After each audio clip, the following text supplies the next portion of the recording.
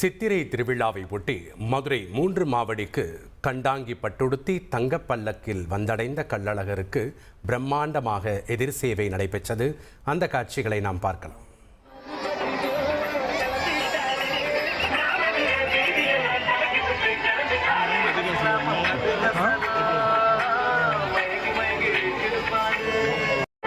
கூடுதல் மற்றும் கள தகவல்களோடு இணைகிறார் செய்தியாளர் ஜான் கிறிஸ்டபர். வணக்கம் ஜான் கிறிஸ்டபர்.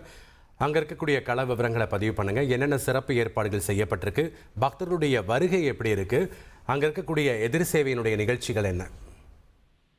தென் திருப்பதி என புகழ்ந்து அழைக்கப்படுவது 108 வைணவ ஸ்தலங்களில் ஒன்றானது மதுரை மாவட்டம் அலர்கோவில் மலையடிவாரத்தில் உள்ள கள்ளழகர் திருக்கோவிலில் சித்திரை திருவிழா கடந்த 8ஆம் தேதியுடன் தொடங்கிய நிலையில் நேற்று மாலை சுந்தரராஜ பெருமாள் கள்ளழகர் வேடம் பூண்டு மண்டூக முனிவருக்கு சாப விமோசனம் அளிப்பதற்காக தங்கப்பல்லாக்கில் அழகர் மலையிலிருந்து நேற்று மாலை மதுரை நோக்கி புறப்படாகினார்.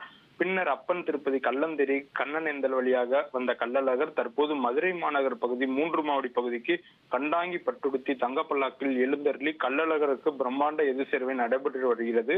எதிர் சேவையின் போது பக்தர்கள் கருப்புசாமி வேடமிட்டு ஆடல் பாடல்களுடன் பக்தி பரவசுடன் கள்ளழகரை வரவேற்று வருகின்றனர். பெண்கள் கையில் சக்கர தீபம் ஏந்தியபடி கள்ளழகரை வரவேற்பர். மேலும் கள்ளழகர் முன்பாக பல்வேறு இசை வாத்தியங்கள் முழங்கவும் கைகளில் தீபங்களை ஏந்தியபடியும் கருப்புசாமி வேடமிட்டு பக்தர்கள் அனுபான் வேடமிட்டும் கள்ளழகர் எதிர் சேவையின் போது வருகை புரிந்து அவரை வரவேற்று வருகின்றனர். குறிப்பாக மதுரை மாநகர் பகுதிக்குள் கள்ளழகரை மனம் குளிர்ந்து வரவேற்கும் வகையில் தோல் பைகளால் ஆன தண்ணீர் பீச்சி அடித்து பக்தர்கள் தங்களது நேர்த்தி கடனை செலுத்தி வருகின்றனர். வழி நெடுகிலும் பல்லாயிரக்கணக்கான பக்தர்கள் குவிய கள்ளழகரின் எதிர் சேவையானது நடைபெற்று வருகிறது.